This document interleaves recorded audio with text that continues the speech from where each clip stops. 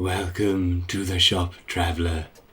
Here I have nearly every curio ever conceived, but I sense you are looking for something slightly different. Treasure. Am I mistaken, or is that not a metal detector under your arm? Well then, I suppose that makes you a detectorist. You've come to the right part of the country if you are looking to find your fortune. This part of Northumberland has one particular treasure that no one has been able to claim for themselves. Yet, I can tell you exactly where it is. Would you like me to tell you about it? I can tell you where it is and then explain why you may need more than a mere metal detector in order to obtain it. You would? I suppose that's somewhat unsurprising. Let me tell you the legend of Meg of Meldon and the rumors of her hidden treasure.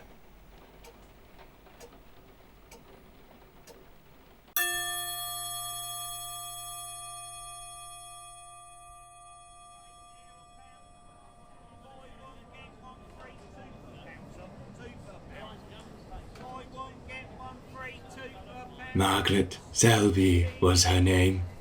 Later, people came to know her as Meg of Meldon, the Maid of Meldon, or simply as a witch.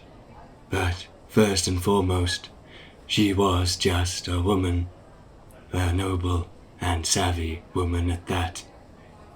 Her father was William Selby of Newcastle, a notorious moneylender who seemingly passed on his talents in that regard to his daughter.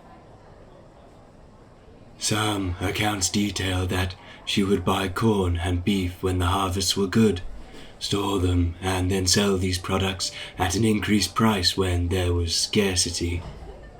While this made her suspected near mountains of gold, it threw her out of favor with the peasant locals.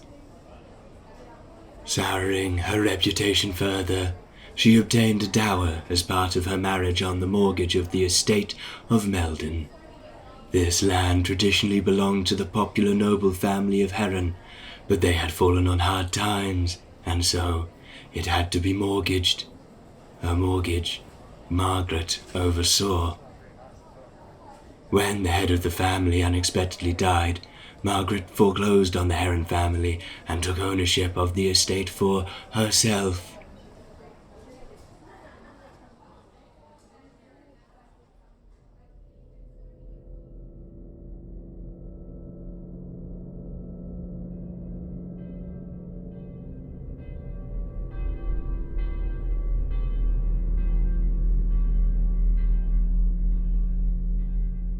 With such a reputation in life, it was only natural that, after death, rumors were bound to be spread about the poor woman. People assumed that witchcraft must have been involved in the acquiring of such wealth, but none could say where any of the money was located. Then, the rumors started to spread. Theories about various hoards of the gold being hidden all over the county were rampant, and so people started to search for them. However, these treasure hunters started giving reports that Margaret was still watching over her gold, moving between each buried location in various shape-shifting forms. In 7-year cycles, she would be forced to appear, then, for the next 7, her spirit would be allowed rest. Along Meldon Bridge, she would run in the form of a dog. Over Wansbeck, she appeared as flickering lights. At Newminster Abbey, she took the form of a beautiful woman and would sit on an ancient stone coffin. This coffin in particular held great significance for the locals, as they believed the water that collected in it could be used to cure warts and other skin conditions. In death, it seems, The peasants were determined to get more out of Margaret than she ever gave them in life.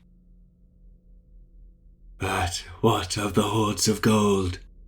Well, many say the majority of these stockpiles were found, and when they were, Margaret's spirit would finally be set free, and so the sightings of her slowly stopped.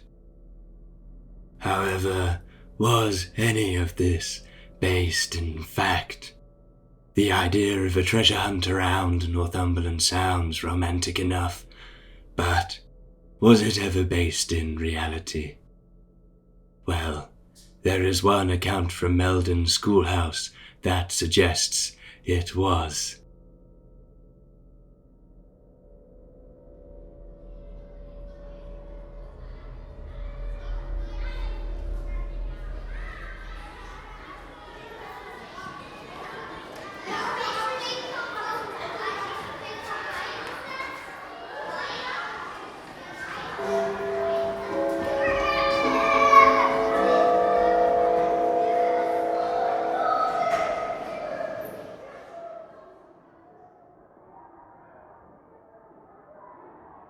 The schoolhouse was old, and one lunchtime, when the master had left the boys to eat on their own, the ceiling of the room gave in.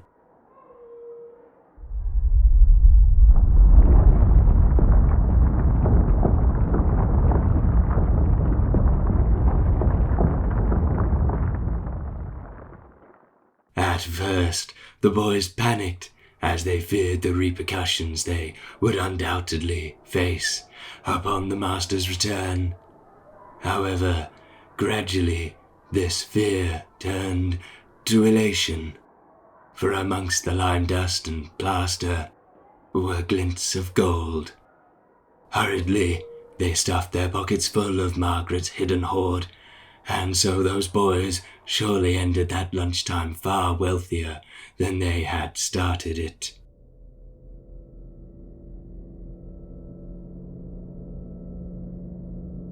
Of course, this isn't what you want to hear, is it? That all the gold has been found and Margaret's spirit is fully at rest.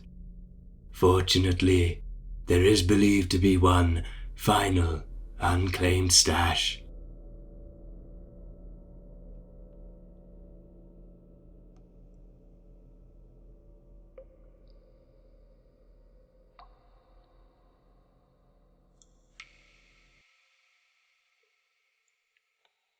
One night, a peasant boy who lived on Meldon land had a vision of a hoard of gold hidden within a well. While poor, he was courageous and determined, so, without a word to his wife, he left his home and by midnight had located the well. Upon his arrival, the mysterious figure by the well informed him that if he were to utter a word, all the gold would be lost. With this warning fresh in his mind, silently he affixed grappling hooks to the edge of the well and carefully lowered himself down. To his astonishment, upon reaching the bottom of the hole, all the water usually contained within had completely vanished. Searching the mud beneath his feet, he discovered the final lost stash and hurriedly packed it away. With excitement flowing through his veins, he clambered back up the well and, once out, started to haul up his bag of gold. When it was near the top, apparently the excitement became too much, and so he shouted, "We have her now!"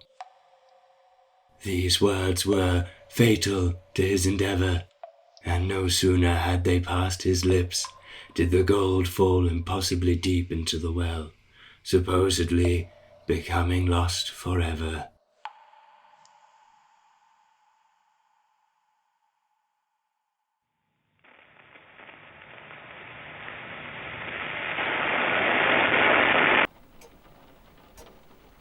They say that well is located to the southeast of Meldon Tower.